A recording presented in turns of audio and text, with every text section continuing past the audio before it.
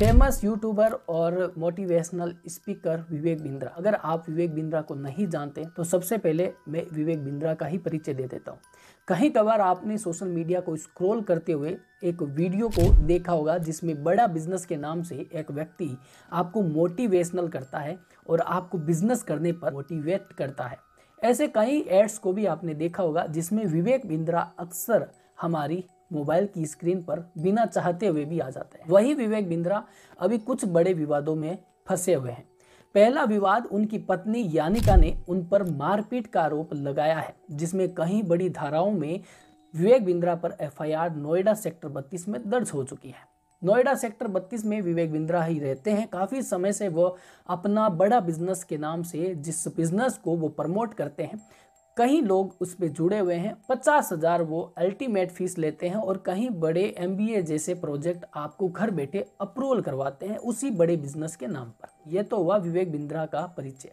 अब 6 दिसंबर को विवेक बिंद्रा की शादी होती है और अगले ही दिन यानी 7 दिसंबर को विवेक बिंद्रा अपनी पत्नी यानिका के साथ मारपीट कर लेते हैं। इसी दौरान विवेक बिंद्रा के brother in law Noida sector 32 में जाकर अपने जीजा के खिलाफ मारपीट का मुकदमा दर्ज करवाते हैं और उस एफआईआर में ये लिखा हुआ है कि विवेक बिंद्रा, उनका जीजा, अपनी बहन यानिका को कमरे में बंद करके इतनी बुरी तरह से मारते हैं जिससे उनके एक कान से उनको सुनाई देना भी बंद हो गया है।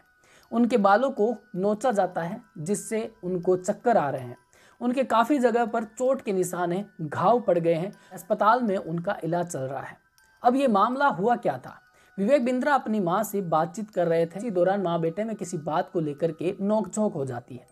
पत्नी यानिका बीच बचाव के लिए अपने पक्ष में बात रखती है, लेकिन विवेक बिंद्रा अपनी पत्नी से ही खफा हो जाते हैं। थोड़ी देर में पत्नी यानिका को कमरे में ले जाते हैं, कमरा बंद करते हैं और बुरी तरह से मारपीट करते हैं। उस मारपीट के दौरान यानिका की कई जगह पर चोट के निशान भी है। यानिका का नोएडा सेक्टर 32 एक प्राइवेट हॉस्पिटल में इलाज चल रहा है। इसी के साथ विवेक बिंद्रा एक और बड़े विवाद में फंसे हुए हैं। हाल ही में संदीप महेश्वरी ने अपने चैनल पर स्कैम नाम का एक वीडियो वायरल किया था, जिसमें उन्होंने एक स्कैम यानी बड़ा बिजनेस का नाम लिए बगैर बड़े लोगों को टारगेट किया था जो लोगों के साथ स्कैम कर रहे हैं। संदीप महेश्वरी ने ऐसे कई लोगों को टारगेट करते हुए स्कैम ना करने की हिदायत दी, लेकिन कुछ ही दिन बाद विवेक बिंद्रा ने एक और वीडियो अपने YouTube चैनल पर अपलोड किया और उसमें संदीप महेश्वरी की उस बात को टारगेट करते हुए, क्रॉस पॉइंट करते हुए अपनी बात को रख रहे हैं। वो कहते हैं कि उन्होंने कभी भी किसी के साथ स्कैम नहीं किया।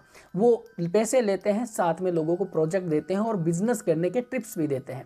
ऐसे में उन्होंने आज तक किसी के साथ स्कैम नहीं किया। जब संदीप महेश्वरी ये भी कहते हैं कि उन्होंने जब किसी का नाम नहीं लिया और ना ही किसी का नाम लिए बगैर उन्होंने किसी को टारगेट किया, तो उन्हें विवेक बिंद्रा से क्या ही कुछ कहना था। अगर विवेक बिंद्रा चोर नहीं होते तो शायद वो वीडियो अपलोड करके अपनी बात को नहीं रखते।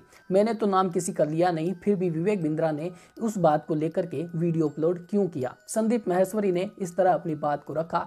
हाल फिलहाल तो दोनों में सोशल मीडिया के जरिए नोक-झोंक चलती आ रही है। काफी वीडियो भी वायरल हो रहे हैं जिसमें संदीप महेश्वरी अपनी बात रख रहे हैं और विवेक बिंद्रा अपनी बात रख रहे हैं। हाल फिलहाल की रिपोर्ट में बस इतना ही। बने रहिए क्राइम जारी के साथ। मिलते हैं अगली रिपोर्ट में।